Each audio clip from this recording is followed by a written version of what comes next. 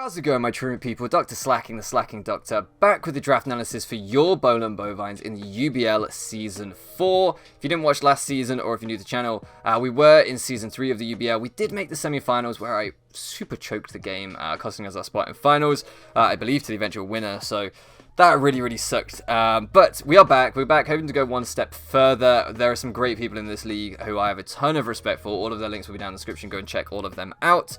But I should address a couple of elephants in the room for those of you that are returning viewers that have been around for a while.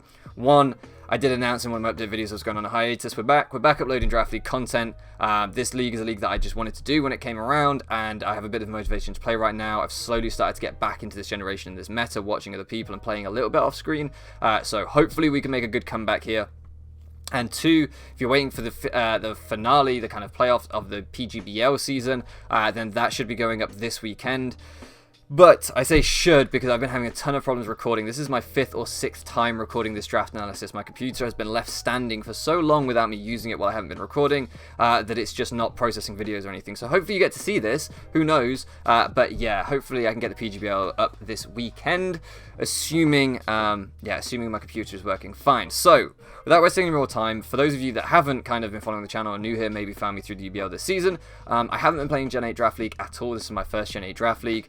On screen at least. I've done some off screen, but they've been kind of casual and kind of relaxed. We're doing pretty well, so hopefully we can carry that forward. But I did ask my front office for their top 5 Pokemon in the Gen 8 meta, and kind of looked through everyone's list to see what appeared on everyone's list consistently, and it was pretty consistent because we had 5th pick, and I thought that way I can guarantee to get one of the top 5 Mons. That's all I need to do. The 2 that were left on the board by my pick that appeared consistently through everyone's lists were Mew and Excadrill. Now, I've never used Mew before, but I have used Drill, and one of the things going into this draft was that I wanted to pick Mons that either I had used before or that I thought were super dependable throughout all the generations, no matter what the power creep's at, that are just really good Pokemon. And I think that Excadrill really fits that bill. Since Gen 5, I think this thing has been a premier sweeper on sand teams with Sandrush. I watch quite a lot of like Smogon old stuff, Smogon Classics and stuff, different generations, and yeah, in Gen 5, this thing's premier kind of sand sweeper, or throughout all the generations, in fact. And I think this meta is probably the weakest since Gen 5, or even perhaps before then. So Drill should be really good. It should be even better than in Gen 7, even better than in Gen 6, because I believe this meta is worse than those, and it was already great in both of those. So gives us a rapid spinner right off the bat, gives us a good steel type right off the bat, a good ground type right off the bat, and a good rocker right off the bat. So can do a bunch of things with Sandrush plus Mold Breaker, but in general, just super dependable. It's never been a bad pick on sand teams, off sand teams, whatever. But I do think you get the most out of it when you have a sand option over the course of a whole season. So we will be looking to pick up sand, although when I grabbed it, I wasn't 100% sure on that. Some of these picks, I haven't drafted a dedicated sand team, let's put it that way. Some things kind of don't fit. But one thing that sort of fits is a round 2 pick in Goodra. It pairs kind of okay with Excadrill in terms of resisting all 3 elemental typings and kind of, or the main 3 in fire, water, and grass, the kind of starter trio. The reason that I think that's really useful is because Drill is weak to fire and weak to water, and bulky grasses can come in on like a Scarf Drill running Earthquake, for example. So having good switch-ins from those 3 that can then wall break, I think is really nice, and I think that's what Goodra can do this generation. Now that the generation is a little bit weaker, not quite as good as it has been in the past, I think this thing can be an even better wall breaker because its special and physical attack are decently high. I think it's like 100 and 110 or something, or the other way around perhaps, slightly higher on the special side, and its special bulk is really good. Obviously Sap Sipper giving it immunity to grass is really nice too. So yeah, I just felt like this thing could really come in on Excadrill and start helping Excadrill to break down teams, and could cover a few of Drill's main weaknesses, fighting and ground being the other 2 that I will have to patch up at some point. But not with my 3rd pick, because my 3rd pick doesn't make quite as much sense with Drill, and that is Arcanine. It was just still on the board. I thought it would be good in this generation as a kind of wall breaker as well, a bulky kind of offense style. Obviously, it's not going to be able to run Morning Sun when I'm running Sand as easily, which kind of sucks. But other than that, I still think it can do really well. Nice speed tiers here with 80, 88, and now 95. Nice priority and extreme speed, decent coverage like Close Combat, Earthquake, Flare Blitz. I think it's Earthquake. Definitely gets Close Combat and Flare Blitz though. All round, pretty decent Mon in my opinion. Good team support with Intimidate, Will-O-Wisp sets, stuff like that. And like I say, I think in this generation with a slower metagame, a weaker metagame, maybe this can be an even better offensive tool.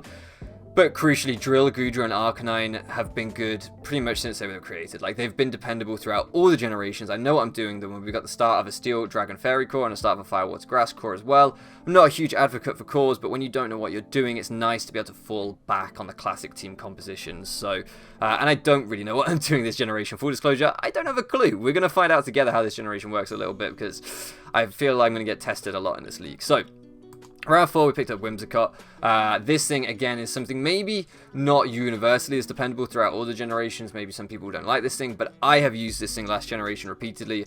I loved it. Prankster Tailwind gives us a different option for speed control outside of Excadrill and Sand. It gives us a different kind of win con. U-turn on a bulky grass is an exaggeration. U-turn on a grass type. It's got a decent typing in Grass Fairy, resisting that fighting and ground that I spoke about for Drill. And yeah, being able to U-turn out to get Drill in for free is pretty nice if it forces switches. But in general, just good team support. Prankster Encore, Prankster Stun Spore, all that good stuff is really, really useful. I like Whimsicott a lot. I think it's very underrated, and I just wanted to get something that I knew I could use well. Again, even if we were not running Sand, we might be able to get like Drill, Goodra, or Arcanine in under Prankster Tailwind, and hey, then we're looking pretty good. So, next up we added Gigalith, because I did want that Sand component.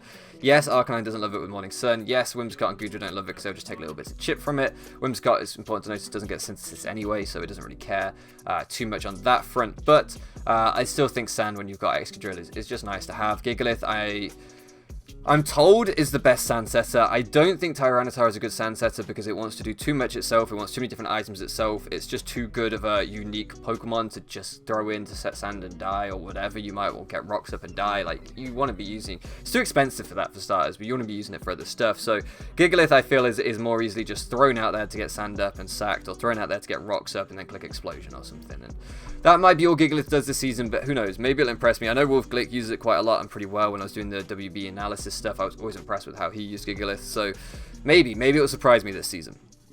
Next up, we added Calissa Pod because I thought this thing was so underpriced. I thought Gigalith maybe borderline underpriced. Nah, pretty about value, but I thought this thing was very underpriced. This was the second lowest tier there was. With the addition of heavy duty boots, this was already a good spike setter last format with double priority and first impression and Aquajet. Maybe Sucker Punch, not sure on that one. But it's even better now with heavy duty boots, meaning you won't be forced out as quickly by emergency exit, which is really, really cool. So there was no reason for me to not pick up this thing at 40 points. It rounds off our Firewater Grass core. We already have our Fairy Dragon Steel core, so we've got two solid cores rounded out, easy team composition, easy hazard stack with double rocks and one spike. Unfortunately, Whimsicott doesn't get removal, which I thought it did. I thought Whimsicott still got defog, but it doesn't. That's the one thing that does suck. But other than that, hey, we got Drill to spin.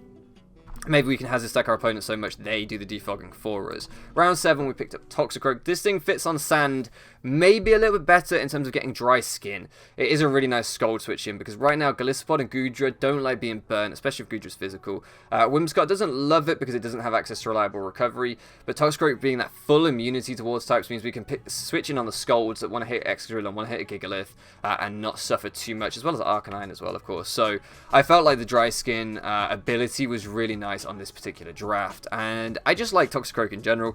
I think it's a really cool mon. I wish it had got close combat this generation. I think it was robbed a little bit when everything else got close combat and it didn't. But again, maybe get this thing in under like Tailwind from Whimsicott. That could be really cool. With its priority, it can pick things off really, really well.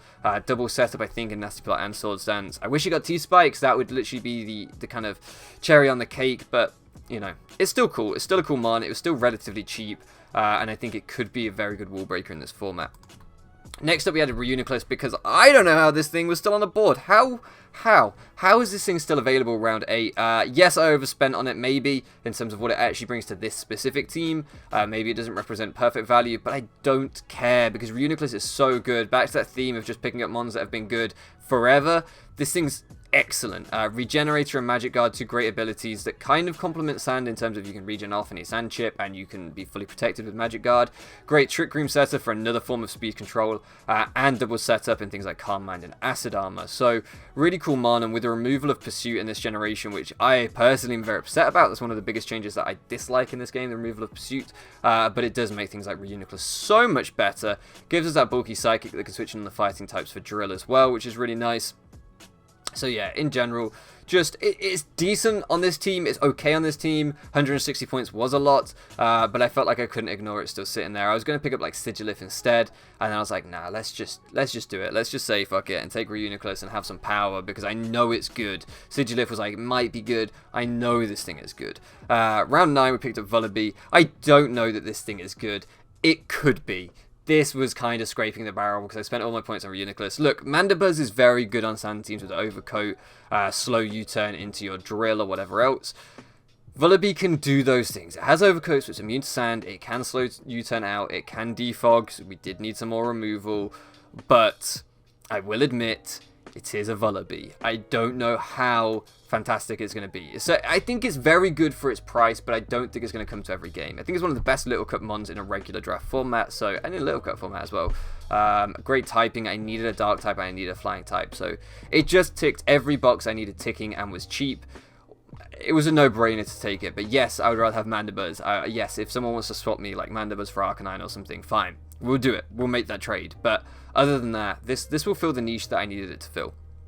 Perhaps if I had decided I was taking Sand early, I would have taken Mandibuzz round 3 instead of Arcanine probably, and we would have had a different fire type here. We would have done something like that, I'm sure, but I just didn't know if I was going to take Sand or not. Hadn't decided at that point.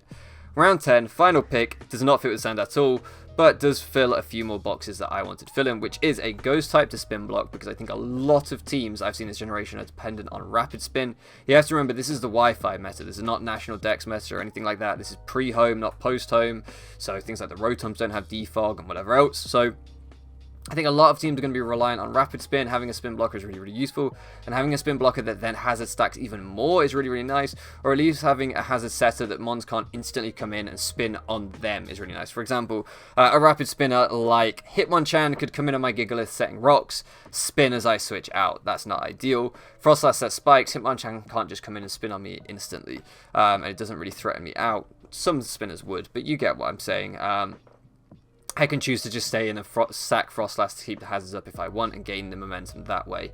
Yeah, good speed tier at 110.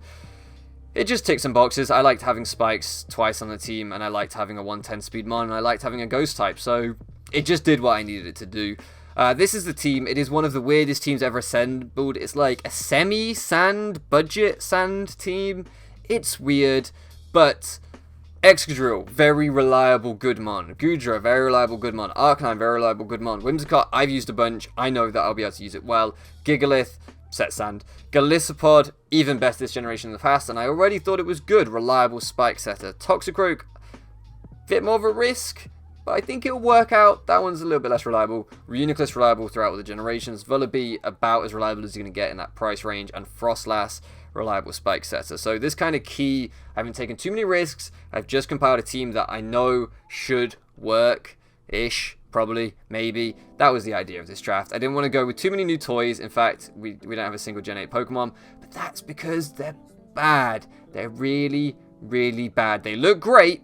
Best designs I've seen in generations, but they are not good in my opinion. So we've just taken old reliables here. I'm a complete boomer and I've got a boring draft, but we'll see how it pans out. So yeah, check out everyone else down in the description. Check out their drafts. Week 1 will be up next Wednesday, and hopefully we'll have some PGBL game up this weekend. Oh, PGBL content up this weekend. Thank you so much for loafing around with me, guys, and I'll catch you again next time.